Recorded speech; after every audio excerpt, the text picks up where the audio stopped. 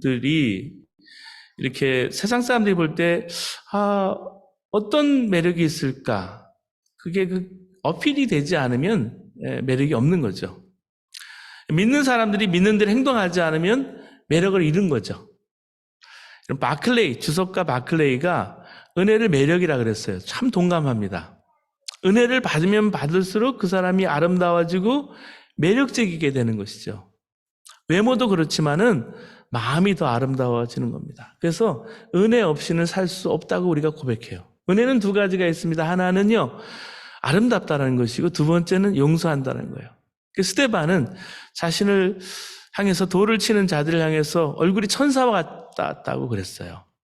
제가 한국에서 전도사로 섬길 때 장애인 부서인 사랑부를 섬겼는데요. 한 아이가 있어서 참 불편했지만 늘 웃는 모습, 긍정적인 자아상을 가진 아이였습니다. 그때 나이가 9살이었는데 이런 부모님이 사실 쉽지 않거든요. 불편한 아이를 데리고 먼 길을 차를 타고 오는 것, 그 예배 드리는 것, 계단을 오르는 거 쉬운 일이 아니에요. 주일 아침이면 불평이 날 때가 있대요. 그럼 부모 입술을 자기 손으로 막는 거예요, 그 아침에. 그 아이가 참 매력적이었어요. 지금까지 불평하고 원망했던 것과 만족하지 못한 것을 거꾸로 뒤집어서 감사하면 하나님이 은혜를 주세요. 오늘 여러분에게 하나님의 은혜가 있게 되기를 바랍니다. 환경 바라보지 마시고 문제 바라보지 마시고 그 문제보다 더 크신 예수님 바라보면요, 행복을 보는, 사람을 보는, 또 세상을 보는 관점이 달라져요. 히브리서는요, 그래서 그 관점 가운데 예수님을 깊이 바라봐라, 생각해라, 픽스해라, 그런 말을 많이 해요. 1절 말씀 읽지 않았지만 우리의 믿음의 도리의 사도이며 대제사장이신 예수를 깊이 생각하라. 그건 우리의 도리라고 나오는데 그건 신앙 고백이에요. 오늘 신앙 고백을 했잖아요. 신앙 고백은 우리가 믿는 바 바로 그분이에요. 우리가 주님 앞에 모일 때마다 신앙 고백을 합니다. 아니면 사도신경으로 우리가 다 일어나서 함께 공동체 고백을 하죠. 근데 고백적인 삶이 따라오지 못하고 베드로처럼 신앙 고백 잘하고도 결정적인 순간에 자기 생각이 툭 튀어나오는 경우가 사실은 있어요. 제가 신학생 때 제자훈련 했는데 제자훈련을 섬기는 목사님 한 분이 김은국 씨의 순교자라는 책을 좀 읽고서 나누자는 거예요. 그 책을 소개해 줬어요.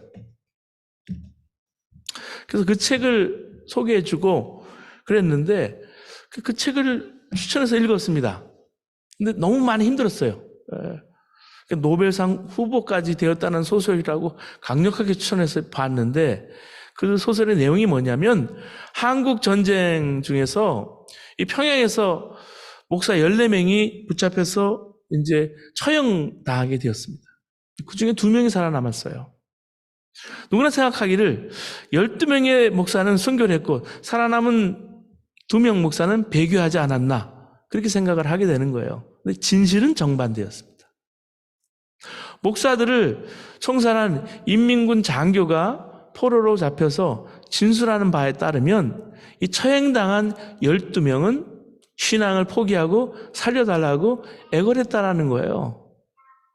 살아남은 목사 중에 한 사람은 두려움을 견디지 못해서 정신 이상자가 되어서 살았고요. 한 목사 끝까지 믿음을 지켰다라는 거예요. 그러나 살아남은 그 목사는 진실을 밝히기를 거부하는 겁니다. 왜냐하면 이 사실이 알려질 경우에 신자들이 얼마나 절망하겠느냐는 거죠. 그래서 자신이 목숨을 구걸한 배교자가 되기를 자철했어요.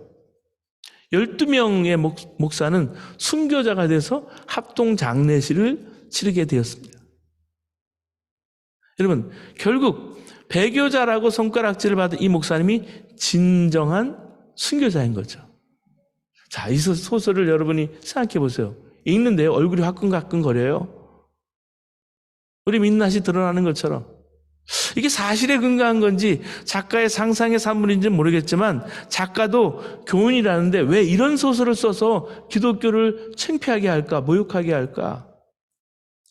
작가에 대한 분노를 하다가 이 배교한 목사는 또 뭡니까? 그러다가 신사참배한 교회 지도자들에 대해서 분노가 나오는 거예요.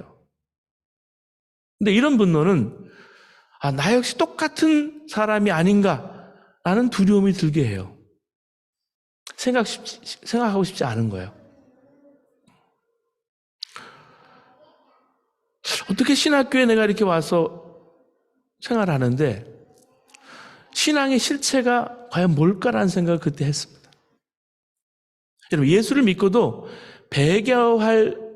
등을 돌리고 배교할 수 있는 일이 있을 수 있다라는 불편한 진실이 있는 거예요. 여러분, 당시에 그리스도인들은 얼마나 힘들었겠어요. 여러분, 핍박도 힘든데 교인들 중에 배교자가 이탈자가 나오니까 얼마나 마음이 무너지겠어요. 히브리서는요, 이런 불편한 진실을 정면으로 다루고 있는 성경이라고 해도 무방해요. 히브리서 기자는 오늘 본문에 배교자들이 왜 믿음을 끝까지 지키지 못했느냐, 그 문제를 다루고 있어요. 그건 무서운 핍박 때문이 아니라는 거예요. 예수 믿는 십자가의 복음은 핍박을 만나면 꺾여지는 것이 아닙니다. 성공하고 부유하고 편안해야 예수님도 잘 믿게 되는 게 아닙니다. 정반대라고 해야 정확할 것 같아요. 그렇잖아요? 오히려 어렵고 힘든 그 1세대 성도들이 그들이 지켜왔던 신앙생활은요, 가장 힘들고 어려울 때 그렇게 해왔어요. 근데 가장 편안하고 인공지능이 발달하고 정말 카카오톡 하나만 이렇게 안 돼도 정말 한국 자체가 먹통이 돼버리는 그런 시대에 우리는 신앙생활을 하고 있어요. 여러분, 성경에서 말하는 배교의 원인이 뭘까요? 그것은 마음입니다. 마음이 굳어졌기 때문에요. 오늘 7절 말씀 다시 한번 보실까요? 그러므로 성령이 이르신 바와 같이 오늘날 너희가 그의 음성을 듣거든 노하심을 격동하여 광야에서 시험하던 때와 같이 너희 마음을 강팍하게 하지 말라. 다시 말하면 너희 마음을 완고하게 굳어지게 하지 말라는 거예요. 여러분, 이 구절을 읽으실 때 여러분은 어땠어요? 성령님이 여러분 삶 가운데 가슴을 치는 애원이 있을 수가 있어요. 오늘 12절 말씀 보시면 형제들아 너희가 삼가 혹 너희 중에 누가 믿지 아니하는 악심을 품고 살아계신 하나님에게서 떨어질까 염려할 것이요. 하나님을 떠난 이유가 악한 마음을 품었기 때문이라는 거예요. 예수님은 분명히 이 제자들에게도 어떤 환난도 시험도 이기게 해줄 거다 약속하셨어요. 요한복음 16장 33절을 보면 이것을 너에게 이르는 것은 너희로 내 안에 평안을 누리게 하려 함이라. 세상에서는 너희가 환난을 당하나 담대하라. 내가 세상을 이겨노라. 근데 이 약속이 그대로 이루어졌어요. 예루살렘의 그 교회에 이루어졌어요. 그러면 예수님께서 왜 배교하는 자들은 도와주시지 않으신 걸까요? 도와주지 않은 게 아니라요, 도와줄 수 없었던 거예요. 왜? 그들의 마음이 이미 굳었기 때문에. 그렇기 때문에 마음이 얼마나 중요한지 몰라요. 저는 의사가 아니라 어떻게 내시경으로 봐도 알 수가 없어요. 근데 의사 선생님들이 보시면 이제 진단을 하고도 또 여러 가지 대화를 나누고 이거는 스트레스 때문이네요. 이것은 술을 너무 많이 하셨네요. 규칙적인 음식을 드시지 않았네요. 이런 얘기를 해요. 그리고 나중에 운동 얘기도 하시고 그러는데 나중에 약 처방도 하죠. 이 스트레스가요, 머리와 심장을 상하게 합니다.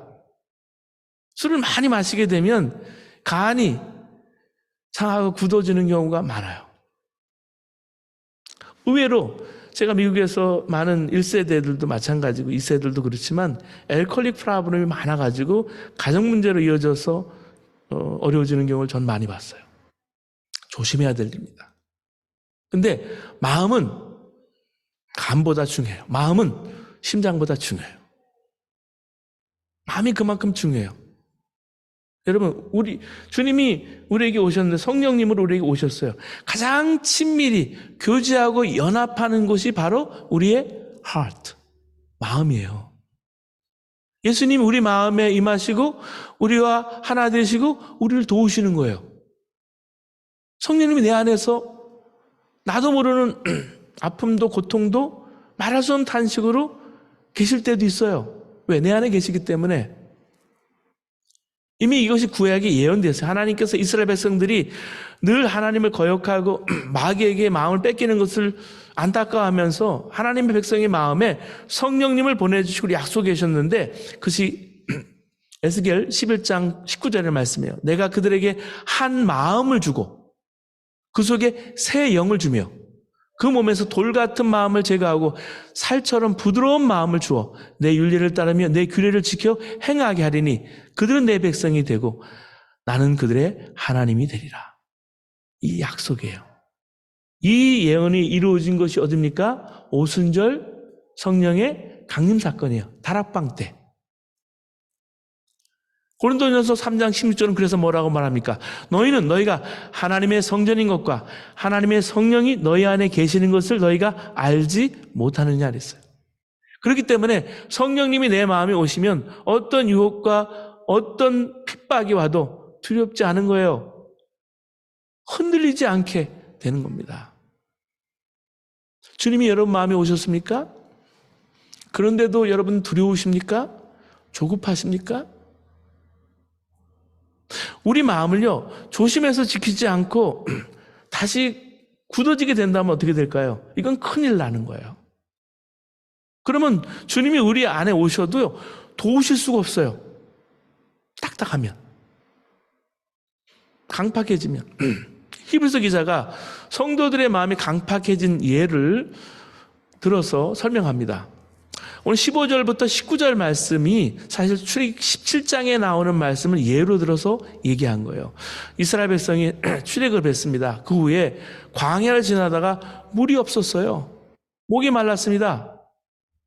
그래서 모세에게 달려왔어요. 몰려왔어요. 싸움하듯이 막 다투는 거예요. 원망하고 불평하고. 출애굽기 17장 3절을 보면 거기서 백성이 목이 말라 물을 찾으며 그들이 모세에게 대하여 원망하여 이르되 당신이 어찌하여 우리를 애굽에서 인도해 내어서 우리와 우리 자녀와 우리 가축이 목말라 죽게 하느냐. 여러분, 모세가요 자기를 죽이려고 소리치고 달려드는 이스라엘 백성을 보고 어떤 마음이 들었을까요? 모세가 말해요. 너희가 어찌하여 여호와를 시험하느냐 소리쳐요. 이스라엘 백성들이 지금 하나님 향해서 대들고 소리치고 있어요. 사실이 그렇습니다. 히브리서 3장 16절 말씀 보세요. 듣고 경록해 하던 자가 누구뇨? 모세를 쫓아 애굽에서 나온 모든 이가 아니냐. 이런 것이요 바로 마음이 굳어지게 된 일이에요. 여러분, 우리 삶 가운데도 어떤 환경과 어떤 상황 때문에 원망하고 불평하고 그러면요 제일 먼저 다치는 것이 마음인데요, 마음이 다치고 마음이 굳어져요. 이런 상태가 오면 두려워지는 거예요. 구원의 축복을 잃어버릴 수 있어요. 오늘 11절 말씀 한번 보실까요? 내가 노하여 맹세한 바와 같이 저희는 내 안식에 들어오지 못하리라 하셨다 하였으니. 근데 이스라엘 백성들이 이런 마음이 된 게요 하루아침에 된 걸까요? 9절 말씀 보시면 거기서 너희 열조가 나를 시험하여 증험하고 40년 동안의 나의 행사를 보았느니라. 여러분, 불평하고 원망하는 마음이 생기고 그거를 마음에 품고 계속 생각하다 보니까 이 정도로 마음이 강팍해진 거예요. 하루만 여러분 염려하고 걱정하고 근심하고 남에 대해서 화나고 불평하고 원망하는 마음을 하룻밤만 하면 한번 새겨보세요. 아침에는요 마음이요 강팍하다 못해 딱딱하고 푸석푸석해요. 잠도 오지 않고. 그래서 여러분 어떤 체험이나 능력이나 은사나 축복만 바라보는 신앙생활을 해서는 안 돼요. 많은 내가 이적을 경험하면 당연히 믿음이 좋아지라고 그렇게 여기지만 그렇지 않아요. 많은 체험을 했던 사람들도 나중에 마음이 굳어진 사람들도 많이 있어요. 배교한 사람들도 있고요. 마태복음 11장 23절에 가버나움아 내가 하늘에서까지 높아지겠느냐 은배까지 낮아지리라. 내게 행한 모든 권능을 소돔에서 행하였다면 그 성이 오늘까지 있었으리라. 사랑하는 여러분, 우리가 정말 지켜야 될 것은 집을 지키는 것이 아니라 우리의 마음을 지키는 거예요. 요즘 LA는요, 하루가 멀다 하고 여러 가지 경제적으로 힘드니까 매달 와서 이렇게 털어가는 사람들, 강도들도 있대요. 자바 시장에는 지난번에 한 사람이 자꾸 도둑이 들면 옆에 집까지 다 어려워지니까 이 사람이 나섰다가 결국 총에 맞아 돌아가셨어요. 몇 주 안 됐어요. 뭘 지키려고 했다가 이렇게 될까요? 여러분, 지켜야 될 것은 마음이에요. 톨스토이의 인생 독본에 이런 이야기가 있습니다. 어떤 수도사가 주님께 물었어요. 주님, 어떻게 하면 주님께 신실한 삶, 충실한 삶을 살 수 있는지 좀 가르쳐 주십시오. 주님이 이렇게 대답했어요. 저기 가면 나에게 충실한 농부가 한 사람이 있는데 너는 가서 그 농부하는 일을 잘 살펴봐라. 그러면 나에게 충실하게 되는 비결을 배우게 될 거야. 그 수도사는 많은 기대를 품고 그 농부의 집에 갑니다. 가서 먹고 자면서 그 농부가 하는 걸 자세히 한번 살펴봤어요. 근데 별다른 게 없는 거예요. 기도를 많이 하는 것도 아니고 성경을 많이 읽는 것도 아니었어요. 아침에 해가 뜰 때 일어나서 주여 한번 외치고는 밭에 나가서 하루 종일 쉬지 않고 일을 합니다. 저녁에 들어와서는 저녁 식사를 하고 또 주여 하고 한마디 외치고는 쓰러져 합니다. 피곤하니까. 그 다음날도 또 그렇게 하는 거예요. 이것만 본 거죠. 그 일주일째 되는 날 수도사는 주님께 묻습니다. 주님, 난 주님 말씀을 따라서 그 농부의 생활, 하루 생활을 잘 자세히 살펴봤습니다. 근데 배울 것이 별로 없었습니다. 주님, 뭘 배우라는 겁니까? 주님은 이렇게 말씀했어요. 너는 그 조그마한 항아리에 물을 가득 담고 동네를 한 바퀴 돌아라. 그래, 항아리를 든물이 절대 엎드려져서는 안 된다. 수도사는 그렇게 한 바퀴를 돌고 그렇게 했어요. 주님이 시키는 대로 했습니다. 주님이 수도사에게 물었어요. 잘했다. 근데 너는 그 물 항아리를 들고 마을을 이렇게 도는 동안에 나를 몇 번이나 생각했냐? 수도사는 솔직히 물이 엎질러지지 않게 하느라고 한 번도 주님을 생각하지 못했다고 했어요. 주님이 말합니다. 그것 봐라. 너는 그 단순한 한 가지 때문에 나를 한 번도 생각하지 못했는데 그 농부는 그렇게 바쁘게 하루 종일 농사를 지면서 하루에 2번씩이나 나를 생각하고 내 이름을 부르고 있느니라. 수도사가요, 크게 깨닫고 돌아갔다는 거예요. 우리가 하루 2번만 주님의 이름을 부르기만 해도, 하루 2번 주님 생각하기만 해도 주님이 기뻐하신다는 그런 뜻이에요. 여러분은 하루 종일 주님을 몇 %나 생각하세요? 몇 번이나 주님의 이름을 부르세요? 기쁨의 언덕을 보면 여러 큐티를 하시죠? 영어하고 한국어 있으니까 큐티를 길게 하지 않는다 하더라도 한 단어나 한 구절이 찾아올 수도 있고 하나님의 음성을 내가 들을 수 있어요. 그럼 저녁에 여러분 한번 여러분 삶 속에 적용해 보세요. 내가 하루 중에 주님을 몇 번이나 부르고 내가 생각했는지. 내 영적인 저널링을 기록해 보라는 거예요. 그렇기 때문에 우리가 할 일은 계속해서 우리가 살면서 임마누엘 하신 나와 함께 계시는 예수님을 생각하고 예수님을 의식하고 사는 거예요. 여러분, 우리가 예수님이 우리 마음의 왕이 되시는 것은 기도한다고 되는 게 아니에요. 예수님이 이미 우리의 마음에 오신 걸 믿고 예수님을 항상 의식하고 예수님이 기뻐하지 않는 것이나 마음에 품지 않고 주님께서 내게 오늘 되게 작게라도 단순하게라도 깨닫게 하신 것이 있다면 무조건 순종하고 그러면 예수님이 우리 마음속의 중심의 왕이 되시는 거예요. 아니면 손님인 거죠, 뭐. 마음이 굳어졌다는 걸 어떻게 알까요?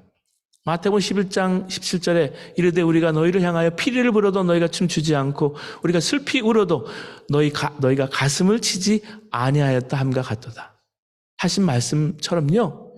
주님 말씀 들어도 감동이 없어요. 마음이 굳어지면. 여러분 기쁨도 슬픔도 느끼지 못하는 상태가 되면 마음이 굳어진 거예요. 감정이나 정신이나 많이 다친 거예요. 주님 하신 말씀을 들어도 아무런 의미가 없어요. 여러분 임마누엘 하신 예수님을 믿는다면서도 예수님이 전혀 그러면 의식되지 않는 거예요. 그래서 광야에서의 이스라엘 백성들처럼 하나님 앞에서는 도저히 할 수 없는 말과 행동을 하는 거예요. 화나는 일, 쉽게 흥분하는 일, 소리 지르는 일, 그래서 조심해야 합니다.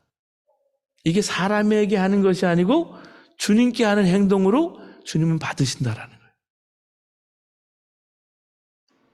그래서 항상 물어보셔야 돼요. 주님이십니까? 오늘 14절 말씀을 명심해야 합니다. 우리가 시작할 때 확실한 것을 끝까지 견고히 잡으면 그리스도와 함께 참여한 자가 되리라.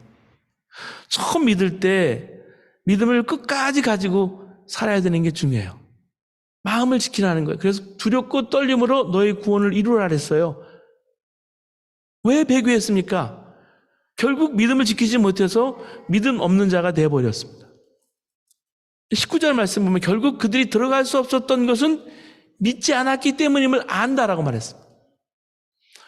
오직 우리가 마음을 지키기 위해서 명심해야 될 것은 성도들이 함께 도와야 하는 것입니다.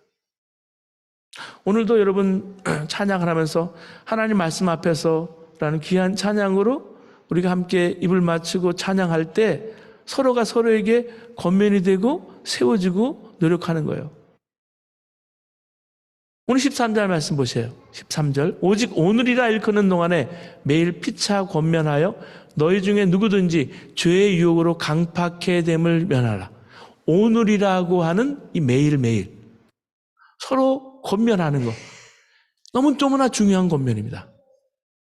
그렇기 때문에 여러분 삶을 나누고 점심 나누면서 점심만 교제하는 것이 아니라 영적인 교제를 나누는 거예요. 내 영적인 여정을 함께 나누는 것은 큐티를 해도 그렇잖아요.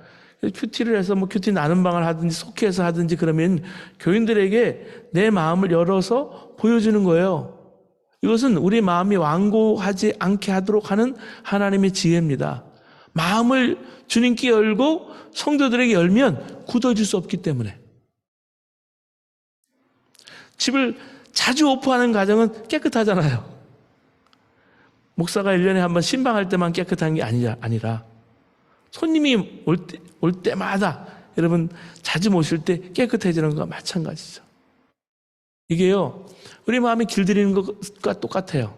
여러분 생떼쥐베리의 어린 왕자 참 좋아하는 책인데 여우를 통해서 길들인다는 말을 거기서 배워요. 지구라는 낯선 벌에 와서 외로웠던 어린 왕자에게 여우가 인사를 건네요. 안녕? 어린 왕자 여우에게 말합니다. 넌 누구니? 참 예쁘구나. 나하고 놀자. 난 아주 쓸쓸하단다. 그러자 여우는 난 너하고 놀 수가 없어. 길이 안 들었으니까. 어린 왕자는 여우에게 길들인다는 말의 뜻을 물어요. 그러자 여우가 말합니다. 그거는 관계를 맺는다는 뜻이야. 안타깝게도 그건 잊혀진 말이라고 말합니다. 관계를 맺기 위해서는 참을성이 많아야 되고 시간을 많이 들여야 되는데 사람들이 이제 너무 바빠서 관계를 맺는데 필요한 시간도 참을성도 다 잃어버렸다는 말이죠. 제가 사역지를 몇 번 떠날 때가 있었습니다. 한국에서부터. 참 광림교회를 20년 된 광림교회를 떠날 때 제가 섬기던 김선도 목사님이 저를 위해 기도해 주는데 왜 이렇게 많이 눈물이 나는지요. 그래서 집사람하고 같이 많이 울고 나왔던 때가 있는데 그렇잖아요. 어딘가를 향해 떠날 때 함께 있을 때는 느끼지 못했는데 떠나자니까 정말 한 몸처럼 여겨졌던 게 있어요. 참 놀랍죠? 참 감사했습니다. 어떤 성도는 세상에서는 함께 살 수 있는 친구가 있지만 교회에서는 진정한 친구라고 할 사람이 없어요 라고 말합니다. 왜? 진짜 정말 모습을 감추고 교제하기 때문에. 많은 교인들이 서로 속을 몰라서 답답해합니다. 서로 사이에 한 몸이 될 수 있음을 믿게 되는 게 그래서 얼마나 중요한지 몰라요. 주님을 바라보는 가운데 서로의 마음을 다 열어놓고 살게 되었기 때문에. 여러분, 주님께도 마음을 열고요, 사랑하는 성도들에게도 진실하게 마음을 열고 여러분 교제하시는 저와 여러분 되시기를 바랍니다. 교회의 일은 열심이고 믿음도 좋아 보이지만 속으로 알 수 없는 사람들이 있잖아요. 마음을 열지 않으니까 모르는 거예요. 이런 경우 위험할 경우가 많습니다. 마음이 굳어지고 있어도 본인이 모르기 때문에. 여러분은 마음을 열고 사십니까? 이제부터라도 마음을 열고 사세요. 마음속에 도저히 보여주기 힘든 것이 있다면 그러면 정리해야 돼요. 언제? 오늘 정리하세요. 그리고 내일부터 여는 거예요. 마음이 열기가 부담스럽게 만드는 것은 마귀가 우리 마음속에 진을 치고 있기 때문에 그래요. 그걸 왜 품고 있으려고 그래요? 큰일 나요. 이미 다 드러나 있습니다. 수많은 증인들이 있고 주님이 보고 계세요. 히브리서 12장 1절에 이러므로 우리에게 구름같이 둘러싼 허다한 증인들이 있으니 모든 무거운 것과 얼매기 쉬운 죄를 벗어버리고 인내로써 우리 앞에 당한 경주를 경주하며. 여러분, 존 웨슬리 공동체가 그렇게 성령 충만하고 영국을 구원하였다고 할 수 있었던 이유가 뭐냐면 바로 지도자들이 마음을 서로 점검하고 살았기 때문에 그래요. 존 웨슬리가 여러분 부흥운동을 일으키지만 그 부흥운동이 쭉 이어지잖아요. 순복음교회도 거기서 받고 구세군도 거기서 받고 성결교회도 거기서 받고 나사렛 교단도 다 거기서 받고. 근데 그 많은 분들이 있었지만 제일 중요한 지도자들이 마음의 문을 여는 거예요. 그래서 웨슬리가 밴드 모임을 했어요. 그 밴드가 클래스 모임이 된, 그게 속회 구역이 된 거예요. 속회 때마다 목사들 밴드 모임에 질문하는 질문이 있습니다. 지난 모임 이후에 어떤 죄들을 범했습니까? 이게 첫 번째예요. 두 번째, 어떤 유혹을 받았습니까? 세 번째, 어떻게 그 유혹에서 벗어났습니까? 네 번째, 그것이 죄인지 아닌지 확실치 않은 어떤 생각과 말과 행동은 있었습니까? 다섯 번째, 당신에게는 숨기기를 원하는 어떤 비밀도 없습니까? 무슨 거짓말 탐지기도 아니고요. 그런데요, 제일 먼저 지도자들이 이걸 점검해야 한다는 거죠. 한국의 김성일 장로님이 그 믿음의 글들에서 간증집을 많이 내셨죠. 소설도 쓰시고. 근데 그 책 중에 아들아 일어나 걸어라 라는 책이 있어요. 유학간 아들에게 보낸 편지를 모아서 책으로 출간한 거예요. 읽어보면 편지를 쓰기 위해서 장로님 자신이 얼마나 많은 설교와 책을 참조해 보았는지 짐작할 만한 거예요. 이 편지를 통해서 가장 많이 변하는 사람은 장로님 자신이었을 거라고 생각해요. 왜? 아들에게 좋은 신앙의 유산을 물려주려고 애를 쓰면서 장로님 자신이 바로 서게 된 거죠. 그래서 저는 우리 장로님 또 우리 권사님들이 그런 신앙의 권면이나 저널링을 쓰시라고 당부드리는 거예요. 이스라엘 백성들은 모이면 마음이 더 강팍했습니다. 불평 원망을 하다가 서로 그 불평 원망이 전염이 되는 거예요. 코로나 바이러스만 위험한 것이 아니라 이 불평하고 원망하는 것이 이런 식으로 되면 교회 생활이 어려워져요. 그래서 마음을 서로 점검하는 관계여야 합니다. 여러분 명심합시다. 예수님께서 우리 마음에 오셨습니다. 굳은 마음을 부드러운 마음 되기 위해서 오셨어요. 그러므로 굳은 마음을 제하고 항상 예수님 이름 부르시고 예수님 깊이 생각하시고 예수님 바라보시는 삶 살아가시기를 주님의 이름으로 축원합니다. 이제 우리 함께 기도하겠습니다.